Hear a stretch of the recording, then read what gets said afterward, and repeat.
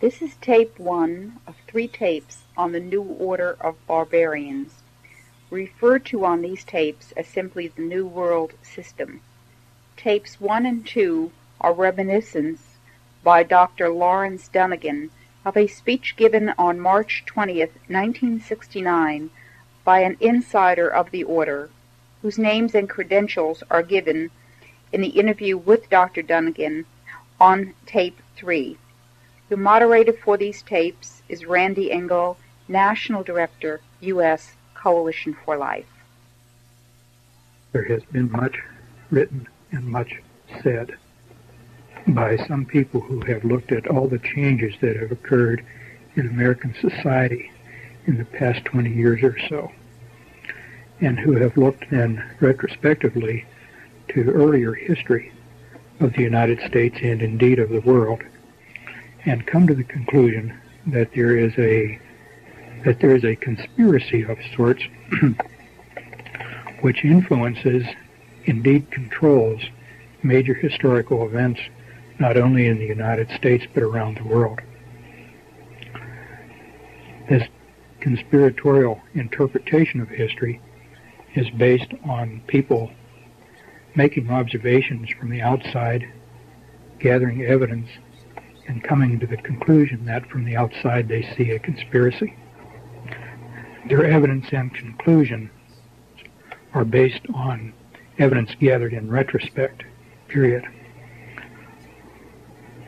I want to now describe what I heard from a speaker in 1969, which in several weeks will now be 20 years ago.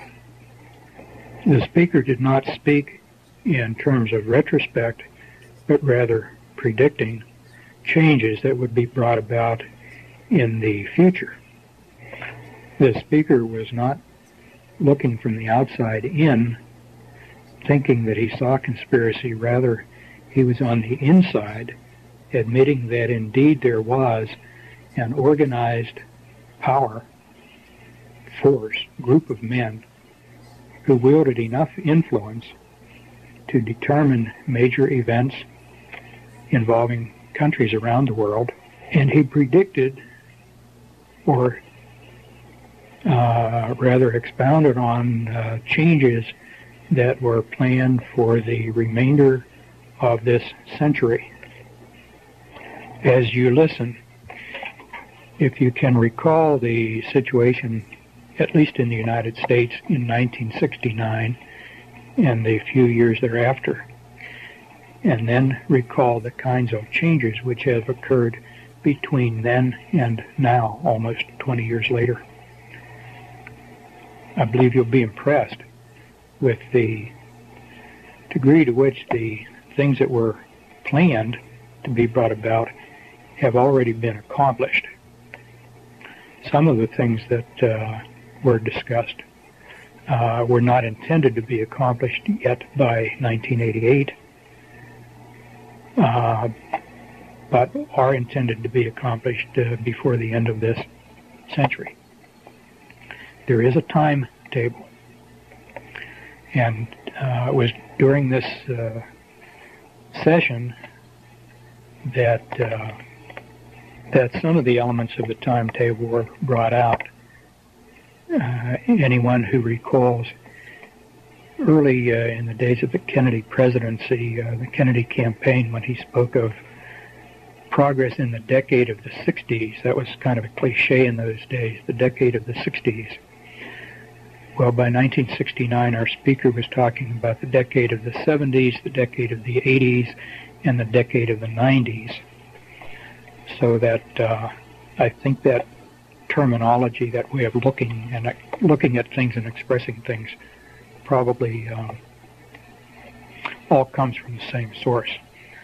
Prior to that time, I don't remember anybody saying the decade of the 40s and the decade of the 50s. So I think this overall plan and timetable had taken important shape with more predictability to those who control it sometime in the late 50s. That's speculation on my part. In any event, the speaker said that His purpose was to tell us about changes which would be brought about in the next 30 years or so that an entirely new worldwide system would be in operation before the turn of the century. As he put it, we plan to enter the 21st century with a running start. He said as we listened to what he was about to present, he said, some of you will think I'm talking about communism. Well, what I'm talking about is much bigger than communism. At that time, he indicated there is much more cooperation between East and West than most people realize. In his introductory remarks, he commented that he was free to speak at this time. He would not have been able to say what he was about to say even a few years earlier, but he was free to speak at this time because now, and I'm quoting here, everything is in place and nobody can stop us now. That's the end of that quotation. He went on to say that most people don't understand how governments operate, and even people in high positions in governments, including our own, don't really understand how and where decisions are made. He went on to say that the people who really influence decisions are names that, for the most part, would be familiar to most of us, but he would not use individuals' names or names of any specific organizations. But that if he did, most of the people would be names that were recognized by most of his audience. He went on to say that they were not primarily people in public office, but people of prominence who were primarily known in their private occupations or private positions. The speaker was a doctor of medicine, a former professor at a large Eastern university, and he was addressing a group of doctors of medicine, about 80 in number. His name would not be widely recognized by anybody likely to hear this, and so there's no point in giving his name. The only purpose in recording this is that it may give a perspective to those who hear it regarding the changes which have already been accomplished in the past 20 years or so, and a bit of a preview to what at least some people are planning for the remainder of this century, so that we or they would enter the 21st century with a flying start. Some of us may not enter that century. His purpose in telling our group about these changes that were to be brought about was to make it easier for us to adapt to these changes. Indeed, as he quite accurately said, they would be changes that would be very surprising and in some ways difficult for people to accept, and he hoped that we, as sort of his friends, would make the adaptation more easily if we knew somewhat beforehand what to expect. Somewhere in the introductory remarks, he insisted that nobody have a tape recorder and that nobody take notes, which for a professor was a very remarkable kind of thing to expect from an audience. Something in his remarks suggested that there could be negative repercussions against him if it became widely known what he was about to say to our group, if it became widely known that indeed he had spilled the beans, so to speak. When I first heard that, I thought maybe that was sort of an ego trip, somebody enhancing his own importance. But as the revelations unfolded, I began to understand why he might have had some concern about not having it widely known what was said, although this was a fairly public forum where he was speaking. Remarks were delivered, but nonetheless he asked that no notes be taken, no tape recorder be used, suggesting there might be some personal danger to himself if these revelations were widely publicized. Again, as the remarks began to unfold and some of the rather outrageous things that were said at that time, they certainly seemed outrageous, I made it a point to try to remember as much of what he said as I could, and during the subsequent weeks and months and years to connect my recollections to simple events around me, both to aid my memory for the future in case I wanted to do what I'm doing now, record this, and also to try to maintain a perspective on what would be developing if indeed it followed the predicted pattern, which it has. At this point, so that I don't forget to include it later, I'll just include some statements that were made from time to time throughout the presentation, just having a general bearing on the whole presentation. One of the statements was having to do with change. People get used, the statement was, people will have to get used to the idea of change. So used to change that they'll be expecting change. Nothing will be permanent. This often came out in the context of a society of where people seem to have no roots or moorings, but would be passively willing to accept change simply because that was all they had ever known. This was sort of in contrast to generations of people up until this time, where certain things you expect to be and remain in place as reference points for your life. So change was to be brought about, change was to be anticipated and expected and accepted, no questions asked.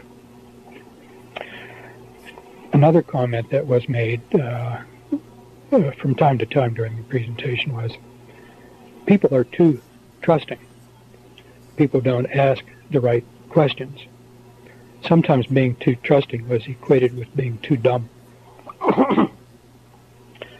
But sometimes when he would say that and say people don't ask the right questions, it was almost with a sense of regret, as if he were uneasy with what he was a part of and wished that people would challenge it and maybe not be so trusting. Another comment that was repeated from time to time, this particularly in relation to changing laws and customs and specific changes. He said everything has two purposes. One is the ostensible purpose, which will make it acceptable to people. And second is the real purpose, which would further the goals of establishing the new system and having it. Frequently he would say, there's no other way. There's just no other way. This seemed to come as sort of an apology, particularly when at the conclusion of describing some particularly offensive changes, for example, the promotion of drug addiction, which we'll get into shortly. He was very active with population control groups, the population control movement, and population control was really the entry point into specifics following the introduction. He said the population is growing too fast. Numbers of people living at any one time on the planet must be limited, or we will run out of space to live. We will outgrow our food supply, and we will overpollute the world with our waste. People won't be allowed to have babies just because they want to or because they are careless. Most families would be limited to 2. Some people would be allowed only 1, and the outstanding person or persons might be selected and allowed to have 3. But most people would allow to have only 2 babies. That's because the zero population growth is 2.1 children per completed family, so something like every 10th family might be allowed the privilege of the 3rd baby. To me, up to this point, the word population control primarily connoted limiting the number of babies to be born. But this remark about what people would be allowed and then what followed made it quite clear that when you hear population control, that means more than just controlling births. It means control of every endeavor of the entire world population. A much broader meaning to that term than I had ever attached to it before hearing this. As you listen and reflect back on some of the things you hear, you will begin to recognize how one aspect dovetails with other aspects in terms of controlling human endeavors. Well, from population control, a natural next step then was sex. He said sex must be separated from reproduction. Sex is too pleasurable and the urges are too strong to expect people to give it up. Chemicals in food and in the water supply to reduce the sex drive are not practical. The strategy then would be not to diminish sex activity, but to increase sex activity, but in such a way that people won't be having babies. And the first consideration then here was contraception. Contraception would be very strongly encouraged, and it would be connected so closely in people's minds with sex that they would automatically think contraception when they were thinking or preparing for sex. And contraceptives would be made universally available. Nobody wanting contraception would be find that they were unavailable. Contraceptives would be displayed much more prominently in drugstores and right up with the cigarettes and the chewing gum out in the open rather than hidden under the counter where people would have to ask for them and maybe be embarrassed. This kind of openness was a way of suggesting that contraceptives are just as much a part of life as any other item sold in the store. And contraceptives would be advertised. And contraceptives would be dispensed in the schools in association with sex education. The sex education was to get kids interested early, making the connection between sex and the need for contraception early in their lives, even before they became very active. At this point, I was recalling some of my teachers, particularly in high school, and found it totally unbelievable to think of them agreeing to, much less participating in distributing contraceptives to students. But that only reflected my lack of understanding of how these people operate. That was before the school-based clinic programs got started. Many cities in the United States by this time have already set up school-based clinics, which are primarily contraception, birth control, population control clinics. The idea then is that the connection between sex and contraception introduced and reinforced in school would carry over into marriage. Indeed, if young people, when they matured, decided to get married, marriage itself would be diminished in importance. He indicated some recognition that most people probably would want to be married, but that this certainly would not be any longer considered to be necessary for sexual activity. No surprise then that the next item was abortion, and this now back in 1969, 4 years before Roe v. Wade. He said abortion will no longer be a crime. Abortion would be accepted as normal and would be paid for by taxes for people who could not pay for their own abortions. Contraceptives would be made available by tax money so that nobody would have to do without contraceptives. If school sex programs would lead to more pregnancies in children, that was really seen as no problem. Parents who think they are opposed to abortion on moral or religious grounds will change their minds when it is their own child who is pregnant. So this will help overcome opposition to abortion. Before long, only a few diehards will still refuse to see abortion as acceptable, and they won't matter anymore. Homosexuality also was to be encouraged. People will be given permission to be homosexuals. That's the way it was stated. They won't have to hide it.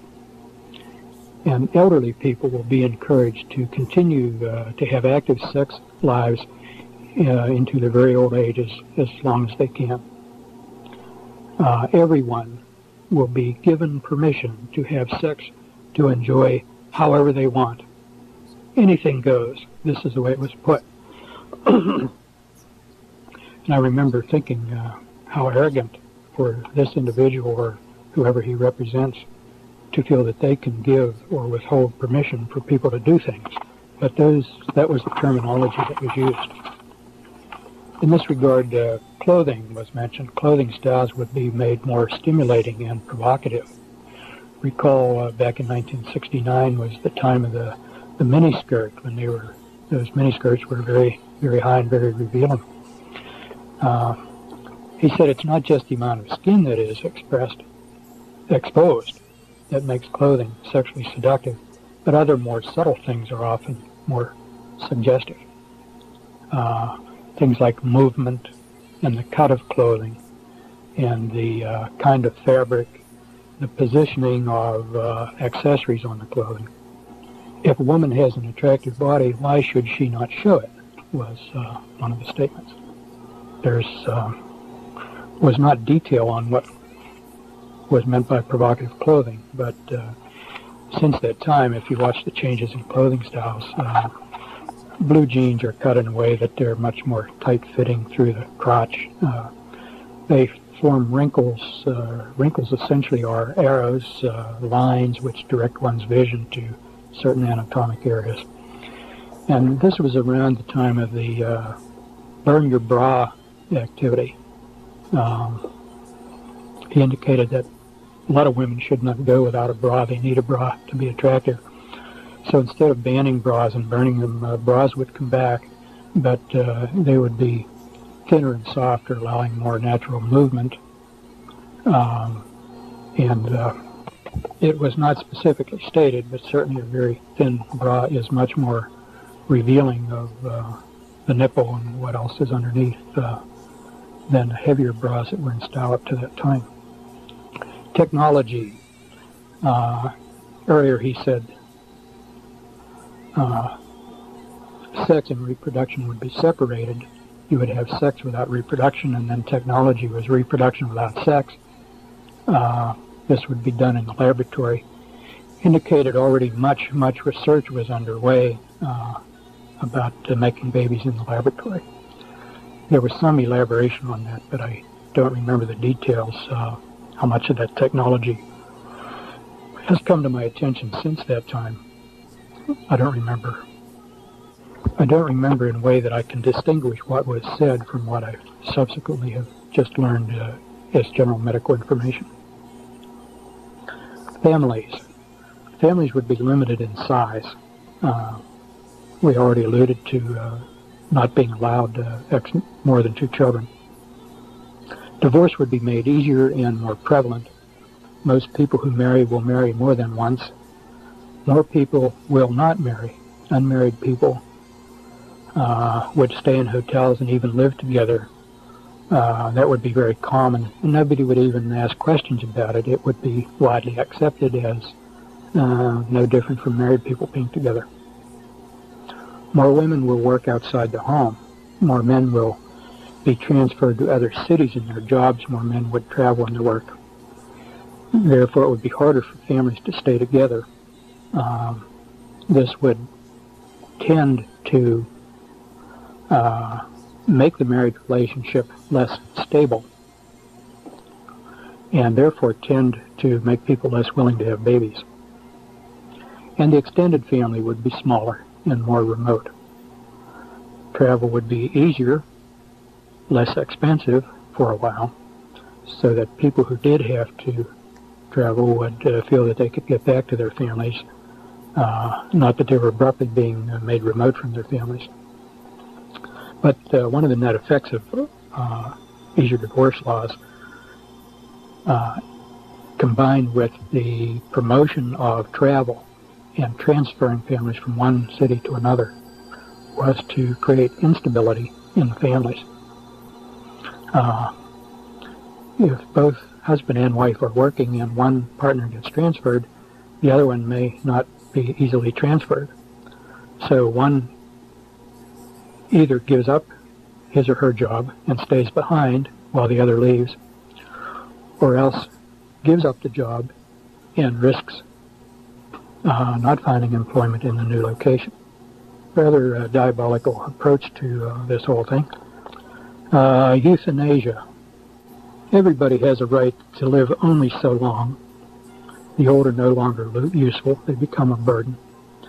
You should be ready to accept death. Most people are. An arbitrary age limit could be established. After all, you have a right to only so many steak dinners, so many orgasms, and so many good pleasures in life. And after you've had enough of them, and you're no longer productive in working and contributing, then you should be ready to step aside for the next generation. Some things that would help people realize that they had lived long enough. He mentioned several of these. I don't remember them all. Here are a few. The use of very pale printing ink on forms that people necessary to fill out, so that older people wouldn't be able to read the pale ink as easily and would need to go to younger people for help. Automobile traffic patterns. There would be more high-speed traffic lanes, traffic patterns that older people would, with their slower reflexes, would have trouble dealing with, and thus tend to lose some of their independence. Big item which was elaborated at some length was the cost of medical care would be made burdensomely high. Medical care would be connected very closely with one's work, but also would be made very, very high in cost, so that it would simply be unavailable to people beyond a certain time. And unless they had a remarkably rich supporting family, they would just have to do it without care. And the idea was that if everybody sees enough what a burden it is on the young to try to maintain the old people, then the young would become agreeable to helping mom and dad along the way, provided that this was done humanely and with dignity. And then the example was there could be like a nice farewell party, a real celebration. Mom and dad had done a good job. And then after the party's over, take the demise pill. The next topic is medicine. There would be profound changes in the practice of medicine. Overall, medicine would be much more tightly controlled. The observation was made, Congress is not going to go along with national health insurance that in 1969 he said is now abundantly evident, but it's not necessary. We have other ways to control health care. These will come about more gradually, but all health care delivery would come under tight control. Medical care would be closely connected to work. If you don't work or can't work, you won't have access to medical care. The days of hospitals giving away free care would gradually wind down until that was virtually non-existent. Costs would be forced up so that people won't be able to afford to go without insurance. People pay. You pay for it, you're entitled to it. It was only subsequently that I began to realize the extent to which you would not be paying for it. Your medical care would be paid for by others, and therefore you would gratefully accept on bended knee what was offered to you as a privilege. Your role, being responsible for your own care, would be diminished.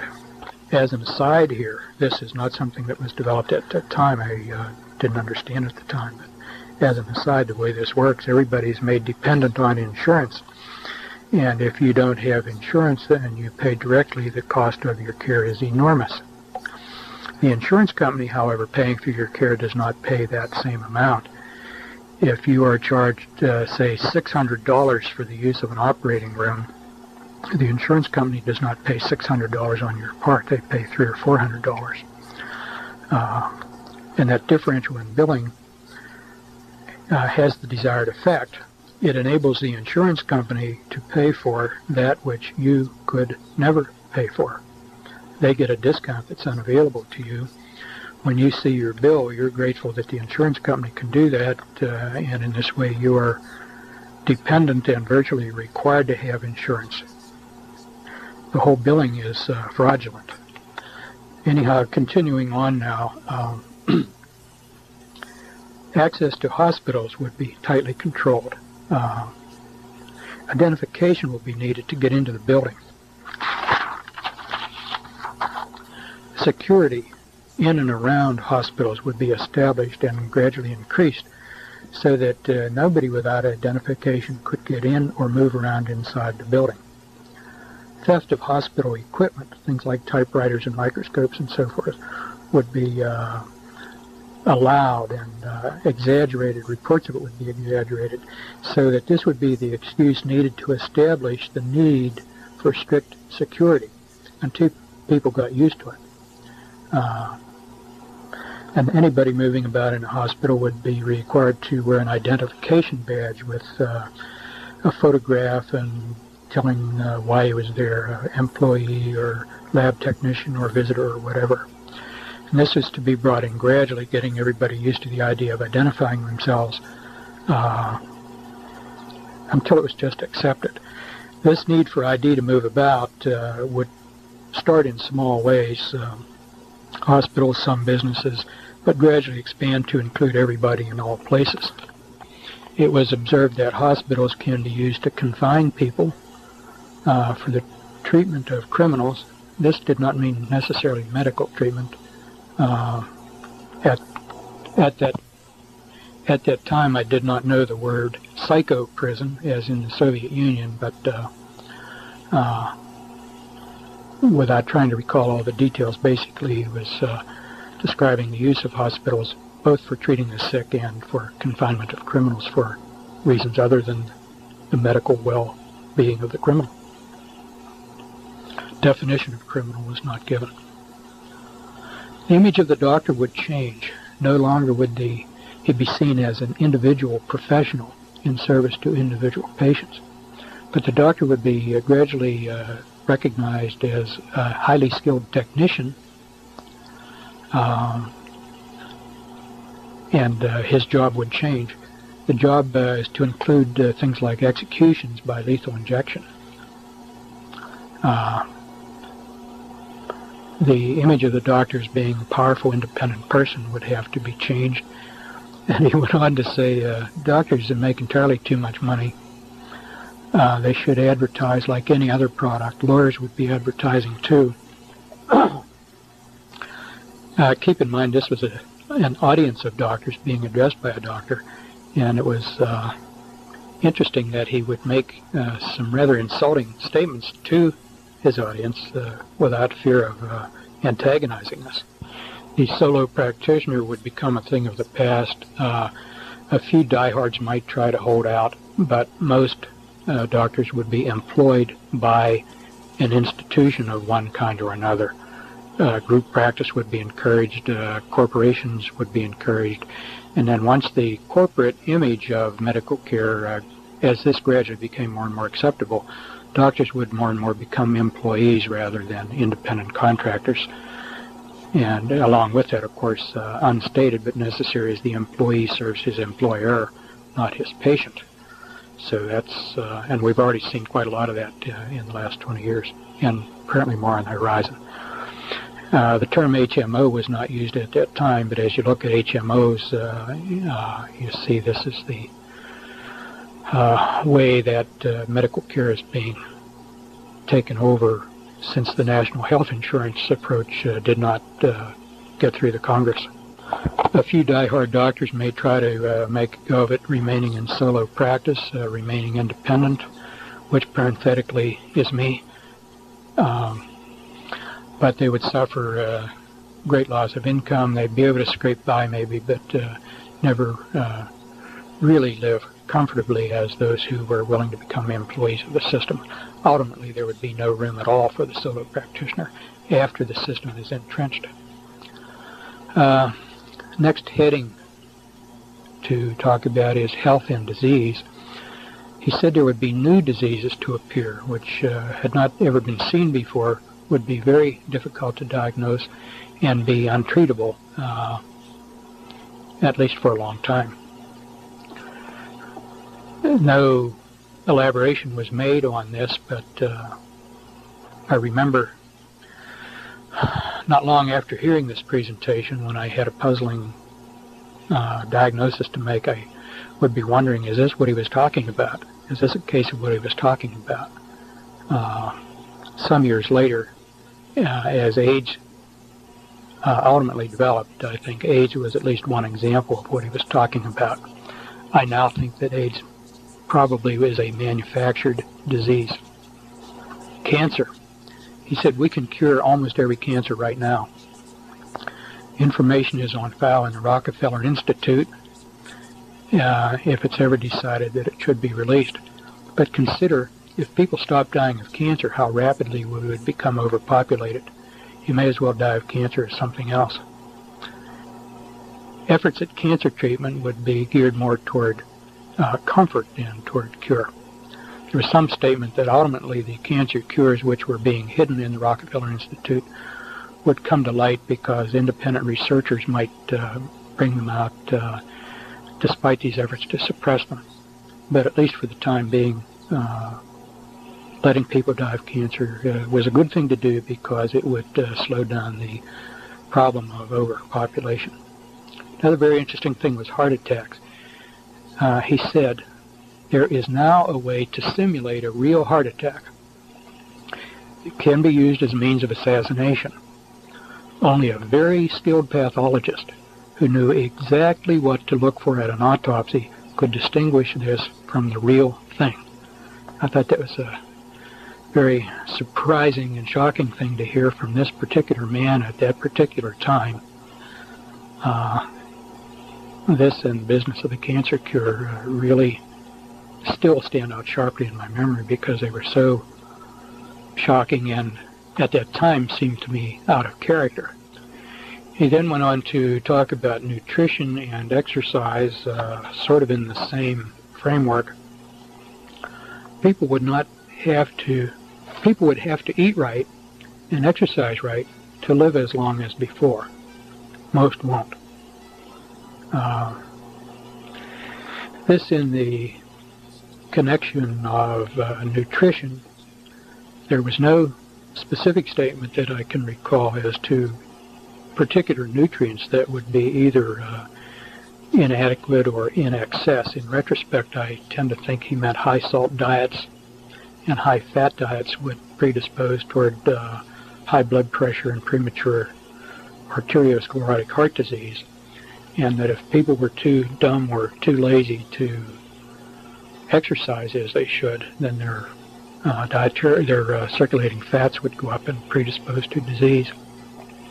And he said something about diet information about proper diet would be widely available, but most people, particularly stupid people who had no right to continue living anyway, they would ignore the advice and just go on and eat what was convenient and tasted good. There were some other unpleasant things said about food. I just can't recall what they were, but I do remember of having reflections about wanting to plant a garden in the backyard to get around whatever these contaminated foods would be. I regret I don't remember the details, the rest of this about nutrition and hazardous nutrition.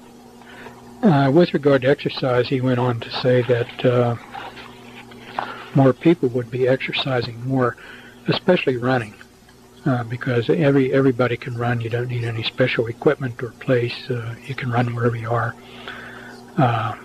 As he put it, people will be running all over the place. And in this vein, he pointed out how supply produces demand, and this was in reference to athletic clothing and equipment, as this would be made more widely available and glamorized, particularly as regards running shoes. This would stimulate people to develop an interest in running, and as part of a whole sort of public propaganda campaign, people would be encouraged then to buy the attractive sports equipment and to get into exercise. Again, Well, in connection with nutrition, he also mentioned that public eating places would rapidly increase, that this had a connection with the family too. As more and more people ate out, eating at home would become less important. People would be less dependent on their kitchens at home. And then this also connected to convenience foods being made widely available. Things like you could pop into the microwave. Whole meals would be available prefixed. And of course we've now seen this in some pretty good ones. But this whole different approach to eating out and to previously prepared meals being eaten in the home was predicted at the time to be brought about convenience foods.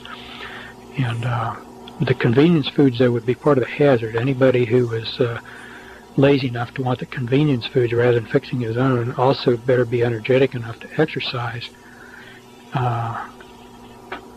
because if he was too lazy to exercise and too lazy to fix his own food, then he didn't deserve to live very long. This was all presented as sort of a moral judgment about people and what they should do with their energies.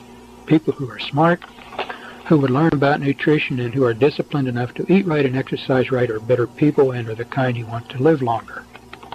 Somewhere along in here there was also something about accelerating the onset of puberty, and this was said in connection with health, and later in connection with education, and connected to accelerating the process of evolutionary change. There was a statement that we think we can push evolution faster and in the direction we want it to go. I remember this only as a general statement. I don't recall if any details were given beyond that. Another area of discussion was religion. This is an avowed atheist speaking. And he said, religion is not necessarily bad. A lot of people seem to need religion with its mysteries and rituals, so they will have religion. But the major religions of today have to be changed because they are not compatible with the changes to come. The old religions will have to go, especially Christianity. Once the Roman Catholic Church is brought down, the rest of Christianity will follow easily. Then a new religion can be accepted for use all over the world. It will incorporate something from all of the old ones to make it more easy for people to accept it and feel at home in it. Most people won't be too concerned with religion. They will realize that they don't need it. In order to do this, the Bible will be changed. It will be rewritten to fit the new religion. Gradually, key words will be replaced with new words having various shades of meaning. Then the meaning attached to the new word can be close to the old word, and as time goes on, other shades of meaning of that word can be emphasized, and then gradually that word replaced with another word. I don't know if I'm making that clear, but the idea is that everything in Scripture need not be rewritten, just key words replaced by other words, and the variability in meaning attached to any word can be used as a tool to change the entire meaning of Scripture and therefore make it acceptable to this new religion. Most people won't know the difference, and this is another one of the times where he said the few who do notice the difference won't be enough to matter. Then followed one of the most surprising statements of the whole presentation. He said, some of you probably think the churches won't stand for this. And he went on to say, the churches will help us. There is no elaboration on this. It was unclear just what he had in mind when he said the churches will help us. In retrospect, I think some of us now can understand what he might have meant at that time. I recall then only of thinking, no, they won't, and remembering our Lord's words where he said to Peter, thou art Peter, and upon this rock I will build my church, and the gates of hell will not prevail against it. So Yes, some people in the churches might help, and in the subsequent 20 years we've seen how some people in churches have helped. But we also know that our Lord's words will stand, and the gates of hell will not prevail. Another area of discussion was education, and one of the things in connection with education that I remember connecting with what he said about religion was, in addition to changing the Bible, he said that classics in literature would be changed. I seem to recall Mark Twain's writings was given as one example, but he said the casual reader reading a revised version of a classic would never even suspect there was any change, and somebody would have to go through word by word to even recognize that any change was made in these classics. The changes would be so subtle, but the changes would be such as to promote the acceptability of the new system. As regards education, he indicated that kids would spend more time in schools, but in many schools they wouldn't learn anything. They'll learn some things, but not as much as formerly. Better schools in better areas with better people, their kids will learn more. In the better schools, learning would be accelerated. And this was another time where he said, we think we can push evolution. By pushing kids to learn more, he seemed to be suggesting that their brains would evolve and that their offspring then would evolve, sort of pushing evolution in where kids would learn and be more intelligent at a younger age, as if this pushing would alter their physiology. Overall, schooling would be prolonged. This meant prolonged throughout the school year. I'm not sure what he said about a long school day. I do remember he said that school was planned to go all summer, that the summer school vacation would become a thing of the past, not only for schools but for other reasons. People would begin to think of vacation times year-round, not just in the summer.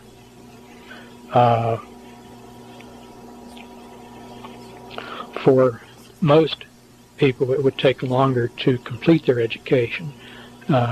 To get what originally had been in a bachelor's program would now require advanced degrees and more schooling. So that a lot of school time would be just wasted time. Good schools would become more competitive. I inferred when he said that he was including all schools, elementary up through college, but I don't recall whether he said that. Students would have to decide at a younger age what they would want to study and get onto their track early if they would qualify. It would be harder to change to another field of study once you got started. Studies would be concentrated in much greater depth, but narrowed. You wouldn't have access to material in other fields outside your own area of study without approval. This seemed to be more where he talked about limited access to other fields. I seem to recall that as being more at the college level, high school and college level perhaps. People would be very specialized in their own area of expertise, but they won't be able to get a broad education and won't be able to understand what is going on overall. He was already talking about computers in education, and at that time he said anybody who wanted computer access or access to books that were not directly related to their field of study would have to have a very good reason for so doing, otherwise access would be denied. Another angle was that the schools would become more important in people's overall life. Kids, in addition to their academics, would have to get into school activities unless they wanted to feel completely out of it.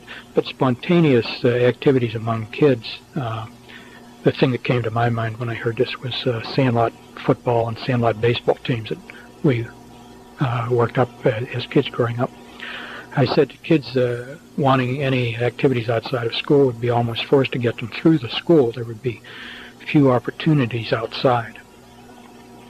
Now, the pressures of the accelerated academic program and accelerated demands where kids would feel they had to be part of something one or another athletic club or some school activity. These pressures he recognized would cause some students to burn out. He said the smartest ones will learn how to cope with the pressures and to survive. There will be some help available to students in handling stress, but the unfit won't be able to make it. They will then move on to other things. In this connection, and later on in the connection with drug abuse and alcohol abuse, indicated that psychiatric services to help would be increased dramatically. In all the pushing for achievement, it was recognized that many people would need help, and the people worth keeping around would be able to accept and benefit from that help and still be super achievers. Those who could not would fall by the wayside and therefore were sort of dispensable, expendable, I guess is the word I want. Education would be lifelong. Adults would be going to school. There will always be new information that adults must have to keep up. When you can't keep up anymore, you're too old. This was another way of letting older people know that the time had come for them to move on and take the demise pill. If you got too tired to keep up with your education, you got too old to learn new information, then this was a signal you begin to prepare to get ready to step aside. In addition to revising the classics, which I alluded to a while ago with revising the Bible, he said some books would just disappear from libraries. This was in the vein that some books contain information or contain ideas that should not be kept around, and therefore those books would disappear. I don't remember exactly if he said how this was to be accomplished, but I seem to recall carrying away the idea that this would include thefts, that certain people would be designated to go to certain libraries and pick up certain books and just get rid of them. Not necessarily as a matter of policy, just simply steal it. Further down the line, not everybody will be allowed to own books, and some books nobody will be allowed to own. Another area of discussion was laws that would be changed. At that time, a lot of states had blue laws about Sunday sales and certain Sunday activities. They said the blue laws would all be repealed. Gambling laws would be repealed or relaxed so that gambling would be increased. Indicated then that governments would get into gambling. We've had a lot of state lotteries pop up around the country since then, and at the time we were already being told that would be the case. Why should all that gambling money be kept in private hands when the state could benefit from it, was the rationale behind it. But people should be able to gamble if they want to, so it would become a civil activity rather than a private or illegal activity.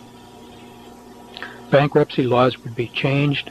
I don't remember the details, but just that they would be, and I know subsequent to that time they have been. Antitrust laws would be changed or be interpreted differently, or both. In connection with the changing antitrust laws, there was some statement that, in a sense, competition would be increased. But this would be increased competition within otherwise controlled circumstances. So it's not a free competition. I recall having the impression that it was like competition, but within members of a club. There would be nobody outside the club who would be able to compete. Sort of like teams competing within a professional sports league. If you're in the NFL or the American or National Baseball leagues, you compete within the league, but the league is all in agreement on what the rules of competition are. Not a really free competition. Drug use would be increased, alcohol abuse would be increased, and law enforcement efforts against drugs would be increased. On first hearing that, it sounded like a contradiction. Why increase drug abuse and simultaneously increase law enforcement against drug abuse? But the idea is that in part the increased availability of drugs would provide a sort of law of the jungle whereby the weak and the unfit would be selected out. There was a statement made at that time, before the earth was overpopulated, there was a law of the jungle where only the fittest survived. You had to be able to protect yourself against the elements and wild animals and disease, and if you were fit, you survived. But now that we've become so civilized, we're over-civilized, and the unfit are able to survive only at the expense of those who are more fit. And the abuse of drugs then would restore, in a certain sense, the law of the jungle and selection of the fittest for survival. News about drug abuse and law enforcement efforts would tend to keep drugs in the public consciousness and would also tend to reduce this unwarranted American complacency that the world is a safe place and a nice place. The same thing would happen with alcohol. Alcohol abuse would be both promoted and demoted at the same time. The vulnerable and the weak would respond to the promotions and therefore use and abuse more alcohol. Drunk driving would become more of a problem, and stricter rules about driving under the influence would be established so that more and more people would lose their privilege to drive. This also had connection with something we'll get to later about overall restrictions on travel. Not everybody should be free to travel the way they do now in the United States. People don't have a need to travel that way. It's a privilege, was kind of the high-handed way it was put. Again, much more in the way of psychological services would be made available to help those who got hooked on drugs and alcohol. The idea being that in order to promote this drug and alcohol abuse, to screen out some of the unfit, people who otherwise are pretty good also would be subject to getting hooked. And if they were really worth their salt, they would have enough sense to seek psychological counseling and to benefit from it. So this was presented as sort of a redeeming value on the part of the planners. It was as if he were saying, you think we're bad in promoting these evil things, but look how nice we are. We're also providing a way out. More jails would be needed. Hospitals could serve as jails.